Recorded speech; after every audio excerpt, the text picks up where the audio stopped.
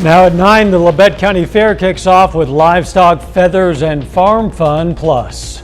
Kansas City University creates a new strategy to bring more doctors and dentists into rural areas. I'm Lonnie Walton in Joplin. I'll have that story coming up. Working to fulfill a prophecy, a group of Native Americans walking from California to Washington, D.C. to bring unity to this country. I'm Ty Parks, and I'll have that story coming up. The 4 states' most watched news starts now. Moccasins across America is walking through Miami, Oklahoma. This is KOAM News at 9 on Fox 14. I'm Dow Quick. It's a prayer and healing walk with the hope of bringing the nation together. KOAM's Ty Parks has more. Making a stop in Miami, Oklahoma, a group of Native American tribes are on a special mission. Moccasins across America is a prayer evangelism walk across America. And because there's so much going on in America in the political arena and families and with our tribal leaders and in the home, the Lord just wanted to really engage in a way that he's never engaged in the previous years. This walk is happening because of a prophecy given by Billy Graham in the 70s. When the Native American awakened from their deep sleep or darkness, the Lord would move upon them, and they would be the very nation that he would call to carry the good news to the nation, and they would have a role in turning America back to God. So I asked the Lord, what is my portion in that huge vision of Dr. Billy Graham. The group left California in May and plan to walk all the way to Washington, D.C. by October. Healing for a nation begins in the heart of every individual. One nation under God. We're many different tribes and tongues and people. And healing begins in the heart of every individual. The co-founder, Tariff, says anyone is welcome to join. We invite them to join the walk, or if they would like a prayer. And what we like to see, the result of our compassionate support, is to see that they had an encounter with the presence of God. We hope that they walk away, trusting again in God. Healing and becoming one nation, one step at a time. In Miami, Oklahoma, Ty Parks, KOAM News. At the end of that walk in Washington, D.C., the group hopes to have a meeting with President Trump. The Labette County Fair in Oswego, Kansas started the day with a poultry show, giving exhibitors a chance to showcase their birds as the fair celebrates its 114th year. The fair also featured more livestock events today, including the Bucket Calf Show and the Beef Show. For one exhibitor, the poultry show meant having some important information.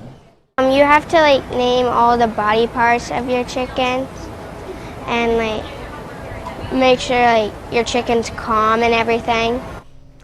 That fair runs through Saturday. The heat will continue as well. Let's check in with Chief Meteorologist Doug Heddy.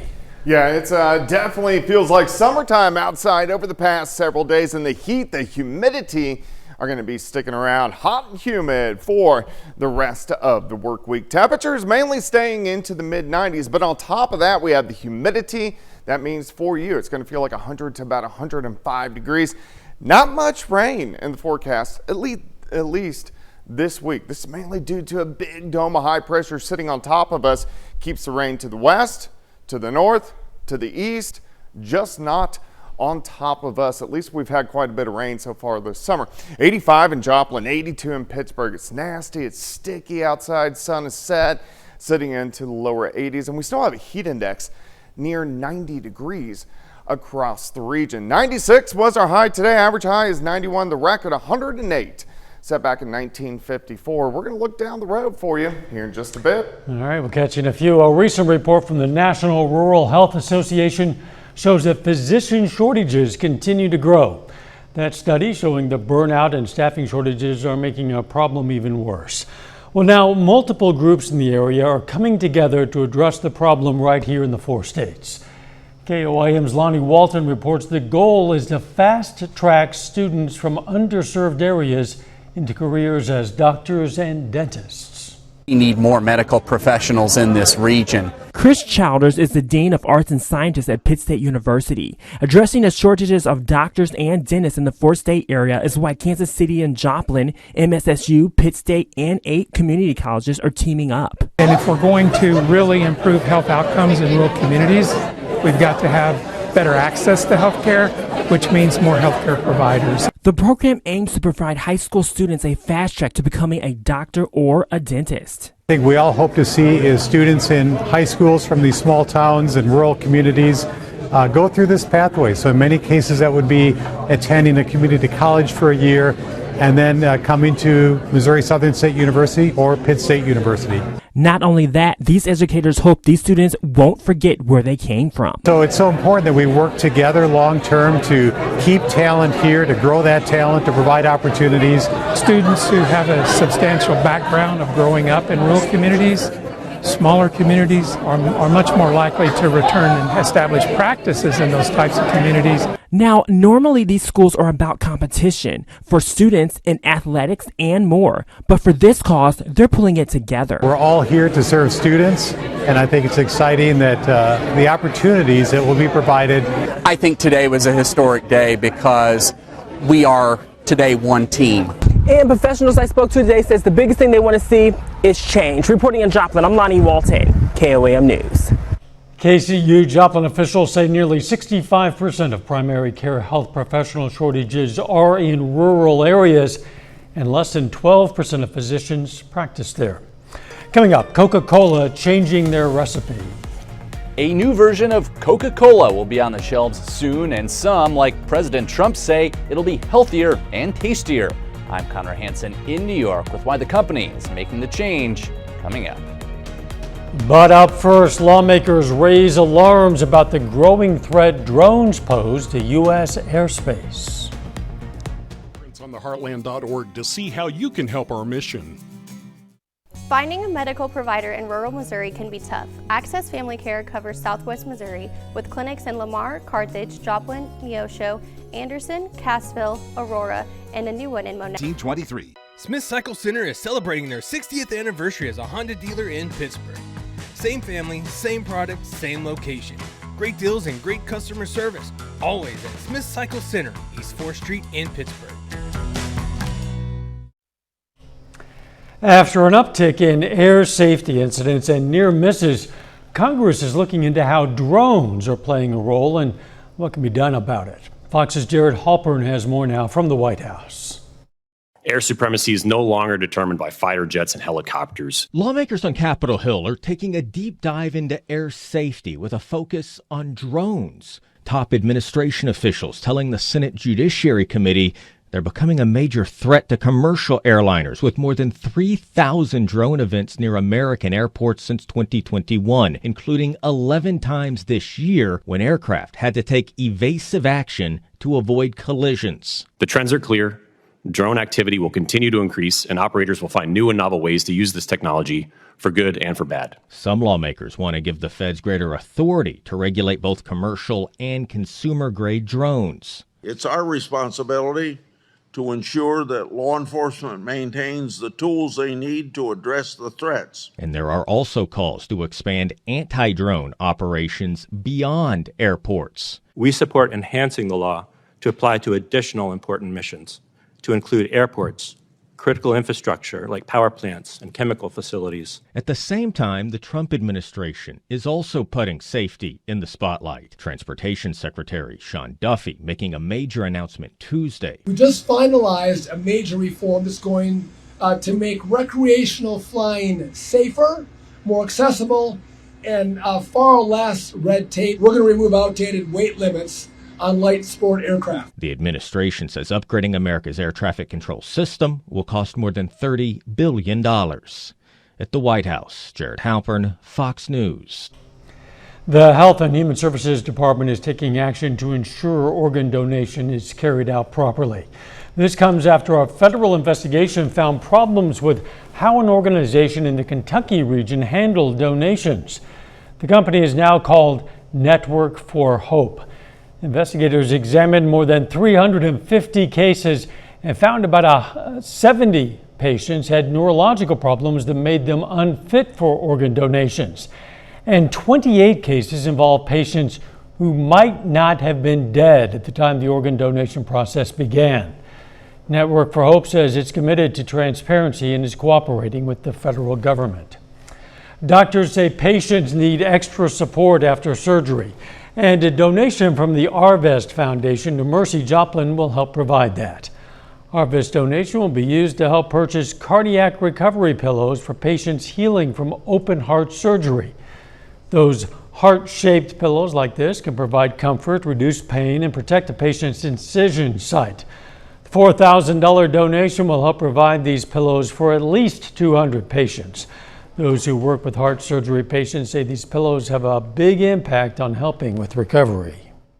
Heart surgery involves so many people and it affects so many people that I think it's a major community issue, and having other partners in the community realize that it's an important health concern and partnering with us to support our patients and our team, I'm beyond grateful to see that. This is one of several projects the Arvest Foundation has helped provide with Mercy. Mercy staff say previous donations have provided potentially life-saving equipment, including free mammograms, a fetal monitor, and an infant warmer. Doug is next with a complete look at the forecast, and later a sweet switch up coming to store shelves as Coca-Cola is rolling out a new version of its classic soda. You're invited. Health, prices, food, and fun. August 1st at Joplin High School. Dr. Chris Wilcox at Precision Dental in Jay, Oklahoma can do a single tooth implant or implants that will stabilize your new or existing denture. For a limited time, any new denture or part event at Roper Honda. Tonight's weather camera footage of downtown Joplin sits atop the Cornell Arts and Entertainment Complex, home of Connect-A-Culture and Spivus Center for the Arts.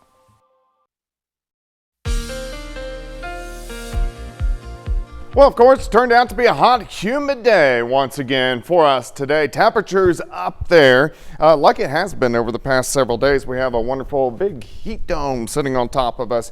Big dome of high pressure in the summertime, especially. High pressure usually keeps thunderstorms rotating around us, keeps us hot and humid.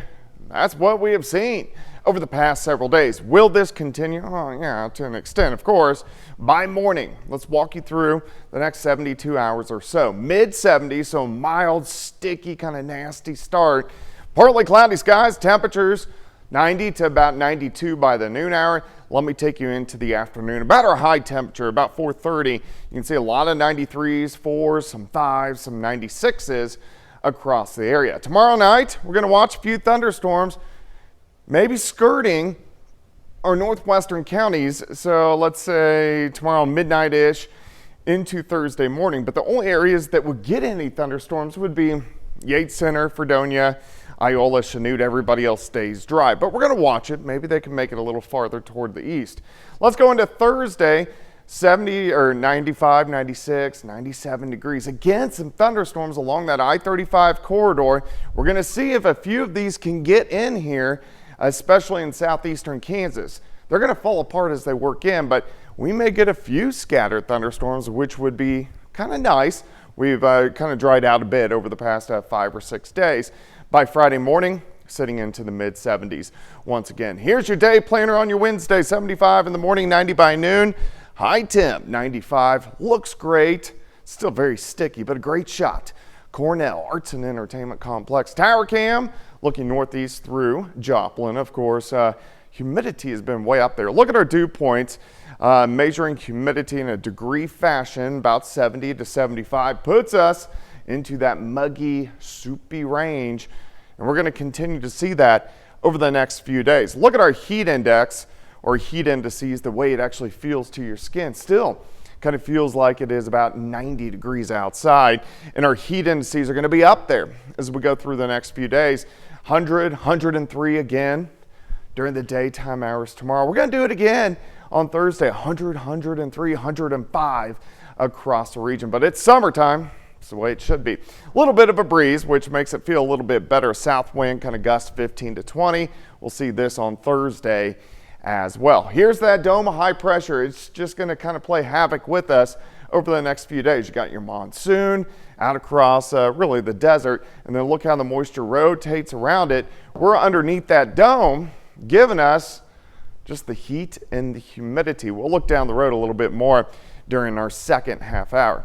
95 on your Wednesday, 96 Thursday. Let's go 97 on Friday. Mid-90s as we head into the weekend. Hopefully I can throw in a chance for rain late tomorrow night. And then also late Thursday night into Friday morning, but overall staying pretty consistent through the week. Hopefully you can throw in a chance. We're right on the edge. Just do it. I know. Thanks, Doug. Coming up next, the latest tariff deadline looms. The Trump administration says it's making progress with a number of countries as it tries to realign America's trade policy. I'm Mallory Rivera at the White House with the details coming up. No tux? No problem. Come to Blue Jean Ball for Children's Advocacy Center. Hello. Back to school event Monday, August 11th. Sign up required. Coke is rolling out a new formula, and it already has one big supporter before it's even released. Fox News correspondent Connor Hansen has that story.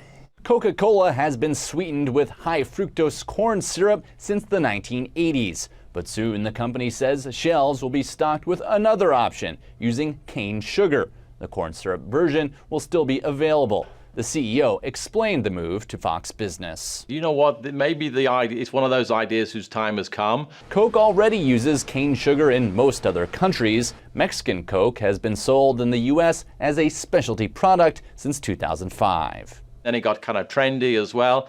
And so there's a tremendous mythology that's been created around what is it sweetened with. President Trump has been taking credit for the change. He's a big fan of Coca-Cola. He famously has a Diet Coke button on the Resolute desk. They think it's a nuclear weapon. They say if I press this, it's the end of the world. Health and Human Services Secretary Robert F. Kennedy Jr. is no fan of sugar. Sugar is poison, and Americans need to know that. But is called high fructose corn syrup a formula for making you fat and obese. There is still debate over whether one is really healthier than the other. They taste the same. They have the same number of calories. They do exactly the same things in the body. Everybody would be healthier eating less of both of them. Competitors PepsiCo and Dr. Pepper have been selling versions of their colas with cane sugar since 2009.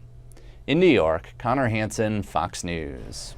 A new report from the Canadian Chamber of Commerce warns that if tariffs on Canadian imports stay in place, U.S. home construction costs could rise by $14,000 over the next 2 years. Canada is a major supplier of building materials, providing nearly 70% of U.S. lumber imports, 25% of imported iron and steel, and about 20% of copper. But the White House disputes the claim, saying exporters, not Americans, will shoulder the cost of tariffs. General Motors says new tariffs cost the company more than $1 billion last quarter, and profits in that time fell more than a third. In an earnings call today, the automaker said its quarterly profit dropped to $1.9 billion. That's down from $2.9 billion this time last year. GM sales were down 2% to $47 billion. The automaker says it's working to adapt to new trade and tax policies. It's investing $4 billion to increase production of some vehicles in the U.S., making it less susceptible to tariffs. Up next, scientists say the Earth is spinning just a little faster, and it could impact more than just the clock. So get this, Thursday, July 10th, it was the shortest day of the year so far. Scientific data shows that day lasted less than 24 hours by 1.36 milliseconds. And there are more short days ahead. Scientists say today and Tuesday, August 5th, will also be shorter by more than 1 millisecond. The reasons for this are several, including the moon's gravitational pull and influence of the Earth's liquid core. The discrepancy isn't enough to be noticeable to humans, of course. Doesn't mean you're going to have to reset your clock by a millisecond, and it doesn't have any obvious effect on everyday life. However, the discrepancies can, in the long run, affect computers, satellites, and telecommunications. They were kicking up their heels tonight in Pittsburgh. These were participants in a Clogging pop-up class. In case you don't know, clogging is a type of folk dance that uses percussive footwork. This class was open to anyone ages 7 and up. The instructor says she's been doing this since she was just a couple of years old. Her mother was also an instructor, and she says it can be fun and beneficial for everyone. I hope that they have a sense of fun. I mean, it's kind of a neat part of American heritage, and I just want people to come in any age or any shape and just have a good time with it. Again, that class open to anyone ages 7 and up. Our photographer participated briefly. BTC Athletics and Dance conducted that event. 30 more minutes of news, weather, and sports coming your way. Coming up, major trade deals could be just days away as President Trump's deadline looms. And face-to-face peace talks resume for the first time in weeks, but with Russian airstrikes intensifying and hard-line demands on the table. 10, right here on Fox 14. You're watching the 4 states' most watched news. This is KOAM News at 9 on Fox 14. I'm Dow Quick. With less than 2 weeks until the deadline, the Trump administration says it's making progress on negotiating new trade deals. And as Madeline Rivera reports, China could be in line for another extension.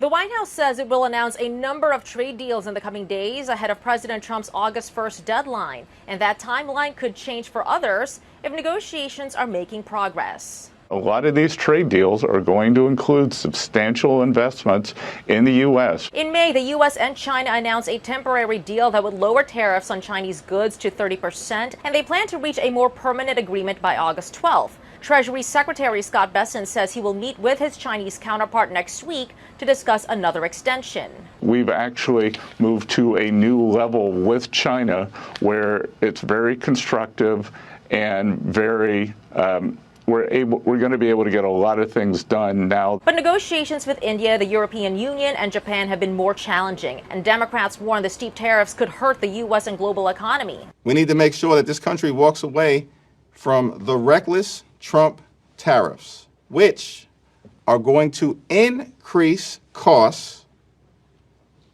on everyday Americans. The threat of tariffs is also looming over the pharmaceutical industry. Yesterday, AstraZeneca announced it's investing $50 billion in U.S. manufacturing and research capabilities by 2030. Part of it was our plan, but suddenly it's very clear the tariffs are further incentive for companies to locate their manufacturing plant. AstraZeneca says it's also planning to build a state-of-the-art facility in Virginia as part of its investment. At the White House, Madeline Rivera, Fox News.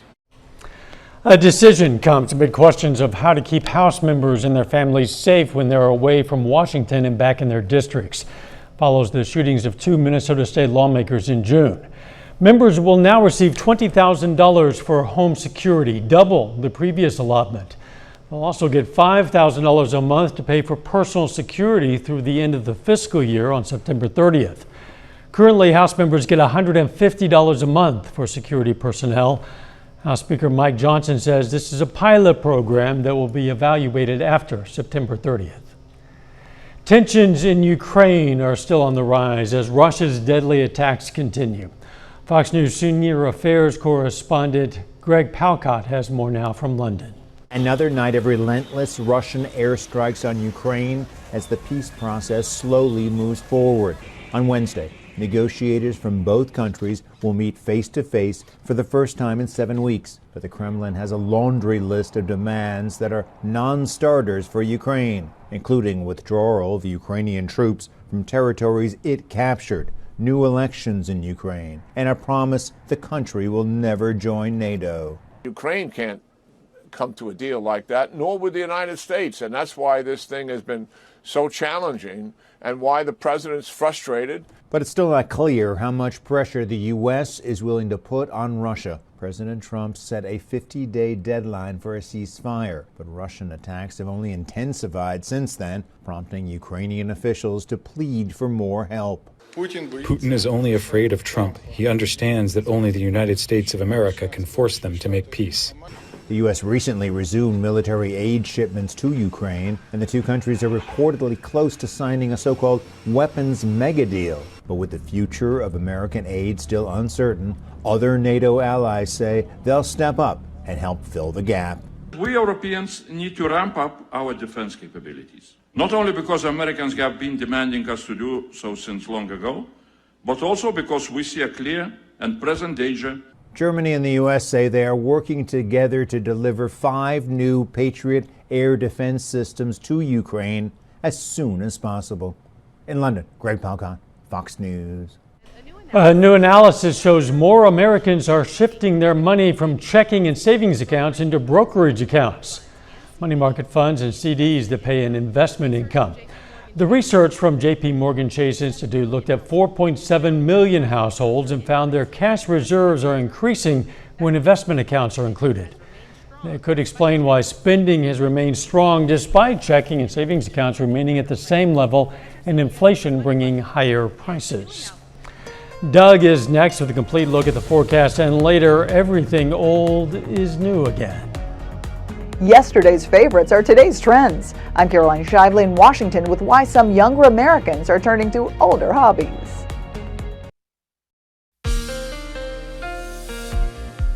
Well, of course, hot and humid for us today, and we are deep into summer, almost in the last week of July. Actually, pretty much are starting tomorrow, but it's been hot, it's been humid, high pressure in charge on top of us, keeping us hot and dry across the region. So let me walk you through your Wednesday into your Thursday.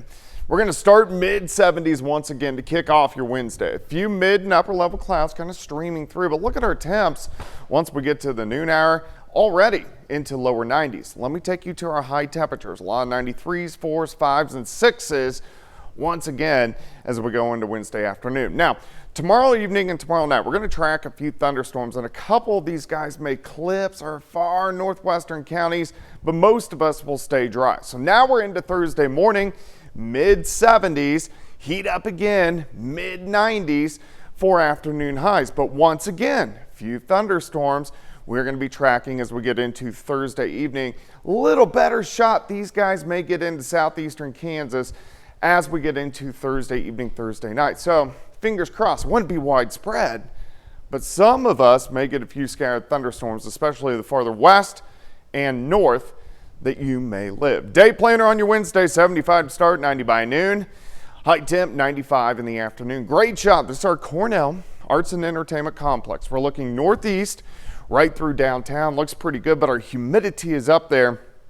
Look at our dew points. We're kind of sitting 70 to about 73. So on our tracker, that makes us feel in that kind of sticky to soupy range. We'll see that sticking around over the next few days. In fact, outside right now, we still have a heat index upper 80s to near 90. The way it actually feels. Heat index rises again. It's going to feel like 100, 103, 104 as we go into your Wednesday. What about your Thursday? It's going to feel like 100, 103, 104, 105 across the area. A light little breeze, kind of like we've seen over the past couple days. So that at least makes it feel a little better. A south wind, kind of gust 15 upwards to about 20 miles per hour. All right, so big dome of high pressure. This is what's causing it.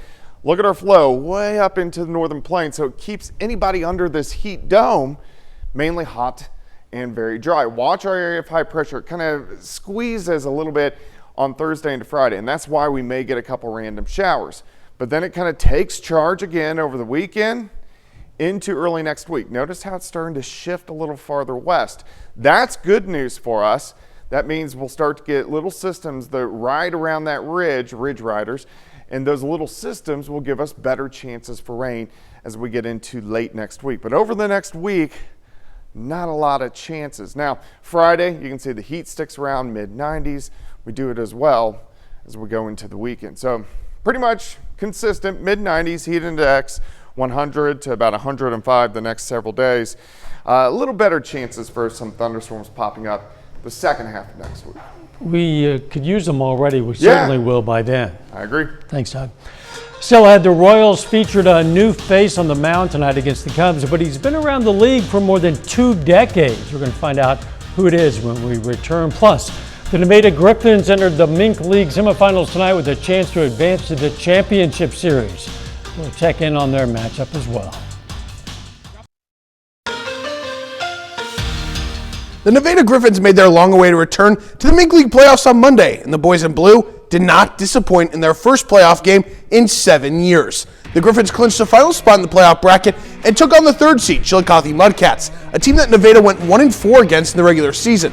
But this is playoff baseball, and the regular season doesn't matter at this point, with the Griffins proving that, upsetting the Mudcats 4-1. Griffins taking on the top seed St. Joe Mustangs, and this one is deep into extra innings, tied at 1 in the 11th. The Nevada pitching staff holding off a strong Mustangs lineup as they look to keep this Cinderella story alive with a trip to the championship series. After having the day off on Monday, the Joplin Outlaws returned to the Diamond tonight in Fort Smith against the Marshals. After splitting their 4-game series last week in Joplin, the Outlaws dominate this one, winning 14-0 in 8 innings. 3 Joplin hitters, Garrett Springer, Luke Shannon, and Mercale Turner, all clear the yard with home runs. Tyler Broderick, Rayvon Morgan, and Anthony Mazza each recorded multi-hit games and drove in runs to complement the power display. The Outlaws are winners in 4 of their last 5 games. As we continue to near the home stretch of the Major League Baseball season, every game becomes more and more important, especially for the Royals and Cardinals, who are on the outside looking in when it comes to the wild card picture. Last night was a successful one for the Royals as they downed the Cubs 12-4, hitting 4 home runs in the night with a pair of those long balls coming from El Capitan Salvador Perez. However, tonight has been the complete opposite so far, only collecting 4 hits through 8 innings at the plate. KC trails the Cubs 6-0 in the ninth with one last chance to get a rally going.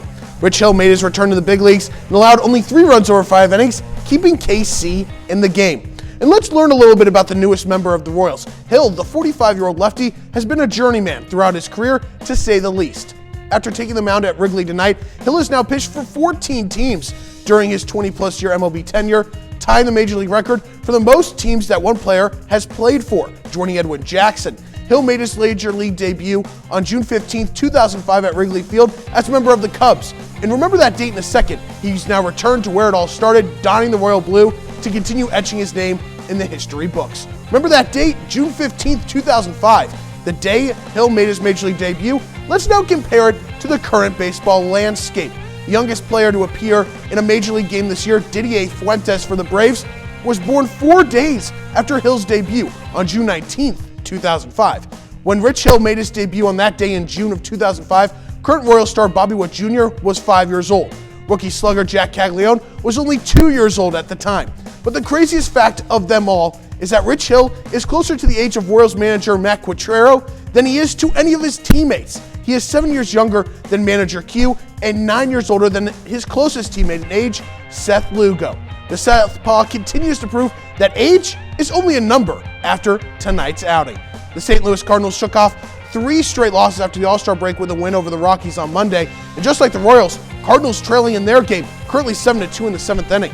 Eric Fetty struggled, giving up 6 runs in only 3 innings of work, while the offense hasn't been able to do much with runners on base, only 1 for 6 with runners in scoring position. Still some baseball left, but there's only 6 outs left for St. Louis, and with San Diego losing tonight, they could get a game closer to the wild card with a win.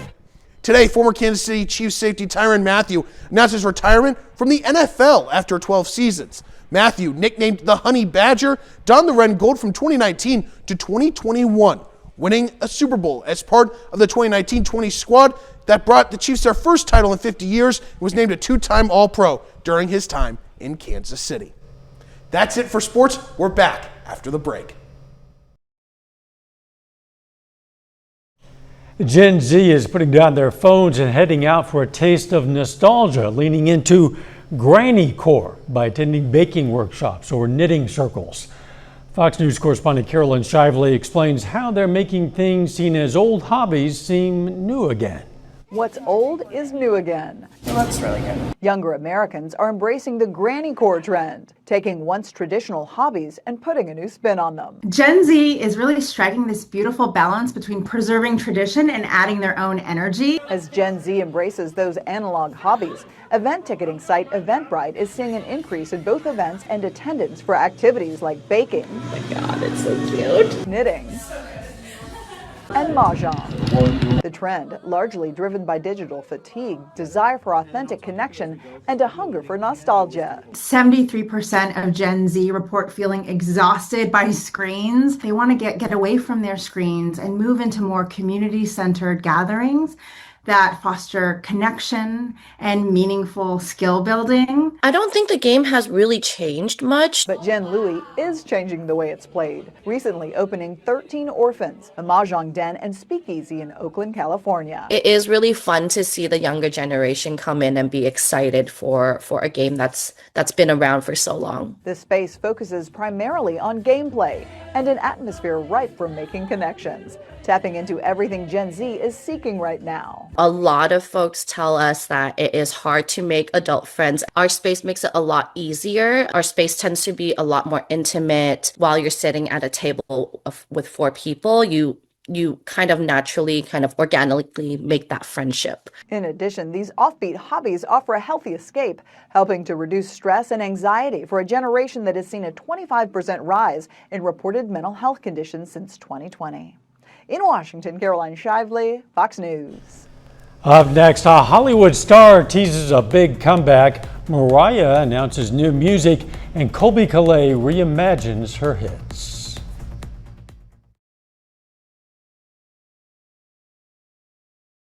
Anne Hathaway steps back into couture chaos, and Mariah Carey is hitting a high note with a new album. Fox's Anna Eliopoulos has those stories and more in today's Hollywood Nation. I've been awake for a while now. Calais collaborates, Carey creates more tunes, and Hathaway makes a big reveal in the Hollywood Nation. Anne Hathaway teases her return as Andy Sachs. The actress shared a photo of herself in character on the set of The Devil Wears Prada sequel.